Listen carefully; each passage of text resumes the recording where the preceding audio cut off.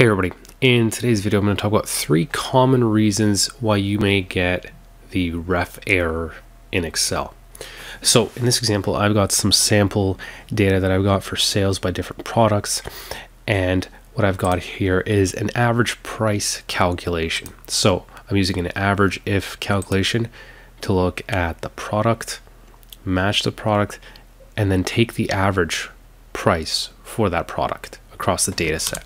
Right, so right now it's calculating properly, but one of the reasons where you may come across a reference error is if let's say someone accidentally deletes this column. Right now we've got reference errors, and the reason being is because that column's been deleted, that entire range is deleted, and Excel has no idea what you're referencing anymore. It'd be a different story if all you did was, let's say, move it over here. In that case, Excel can automatically adjust for that. But when you delete the range, obviously Excel has no idea where that range has gone anymore, what it should be referencing, and that's why you get the ref error. Now, let's do another example where, let's say we've got, we'll do a lookup. So let's say I want to look up product A, get the average. Now I've already got it in here, but let's say I'm just doing a lookup. Let's pretend this is on a different sheet maybe, and I'm doing a VLOOKUP. I want to look up the product A average on this table, do a regular lookup, but I've got a ref error. And what happened here?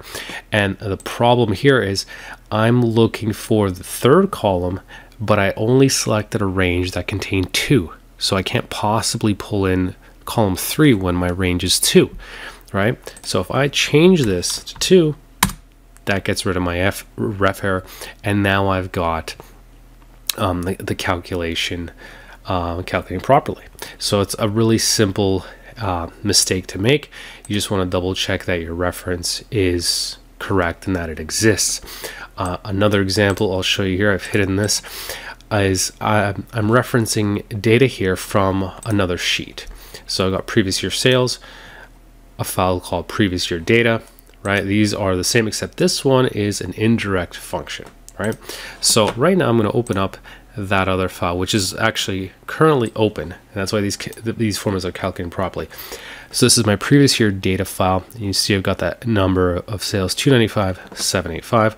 So what I'm going to do is I'm going to close this file, and now once I do, and this recalculates, you'll see now I get a ref error, because when you're using an indirect function and you're referencing another file that's open, then you get that ref error. This one did not use the indirect function, so it works fine. So until I reopen that file again, this reference error is going to stay there. So I'm going to open up the file back open. So there it is. I've opened it up again. And now if I go here, the formula is working again. So if it's closed, if it's a closed file you're trying to access through using the indirect function, then that's when you'll come across an error. You'll have to open up the file for it to work. Now there's many reasons why you may want to use the indirect function, because you may want to not necessarily hard code it in here. You may want to reference it. Now I did hard code it in here, but you could potentially reference it through another cell or some other way where it's not as hard coded as I've done it in this example. But just bear in mind, if you're using the indirect function, if the file is closed, then you'll also get a ref error. So those are the 3 main issues. The indirect function is probably going to be a less common issue. The VLOOKUP, or just a lookup referencing the wrong number of columns, I think is probably going to be more common.